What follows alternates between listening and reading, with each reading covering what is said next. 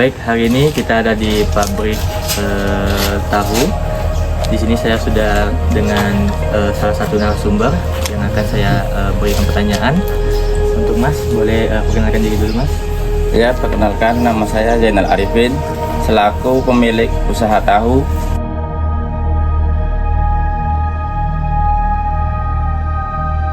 Pabrik tahu ini udah berapa tahun ya, Mas ya? Dan perjalanan sampai terdiri dari jadi pabrik tahu ini?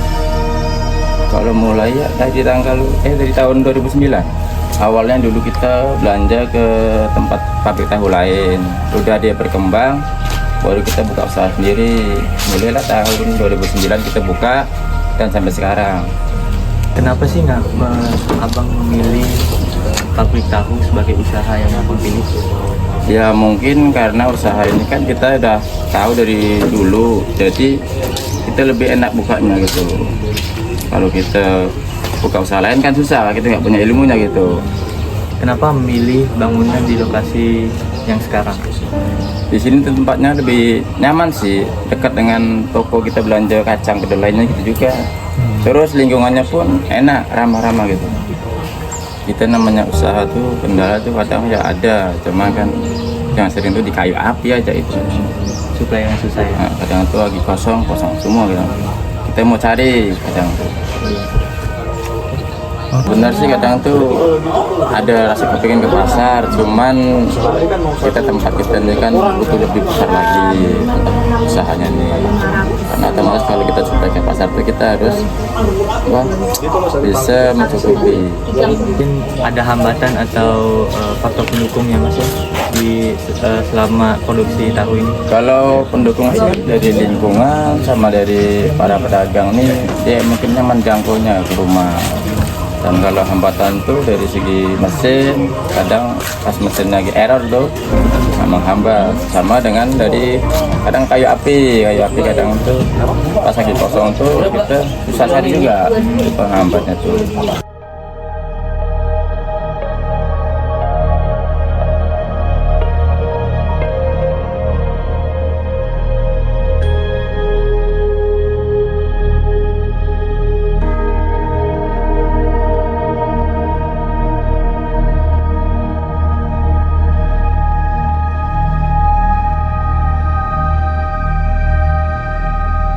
Mas, kalau boleh tahu dengan Mas siapa namanya? YT ya.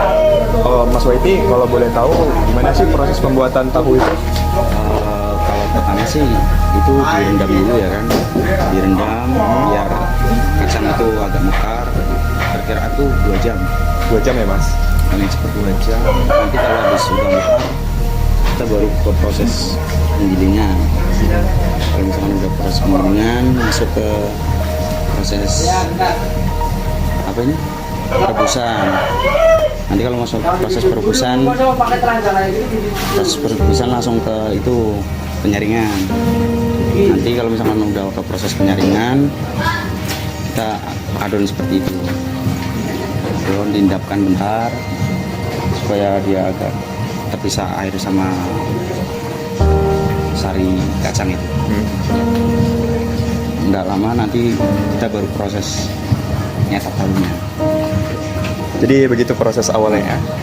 Kalau untuk itu bagaimana sih penanggulangan dari sisa-sisa tahu itu atau limbah tahu itu?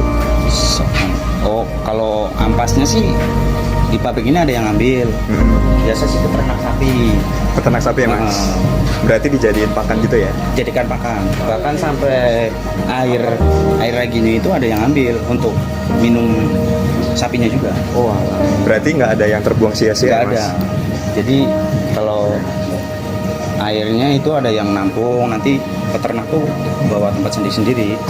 Ya, contohnya kayak gitu. Itu nanti ada langganannya sendiri yang setiap hari ngambil dia.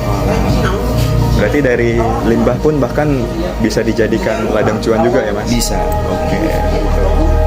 Mas, makasih ya.